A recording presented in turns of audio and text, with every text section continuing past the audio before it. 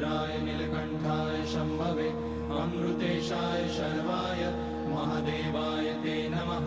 नमस्तेस्तु भगवन् विश्वेश्वराय महादेवाय त्र्यम्बकाय त्रिपुरान्तकाय त्रिकाग्निकालाय कालाग्निरुद्राय नीलकण्ठाय मृत्युञ्जयाय सर्वेश्वराय सदाशिवाय श्रीमान् महादेवाय नमः।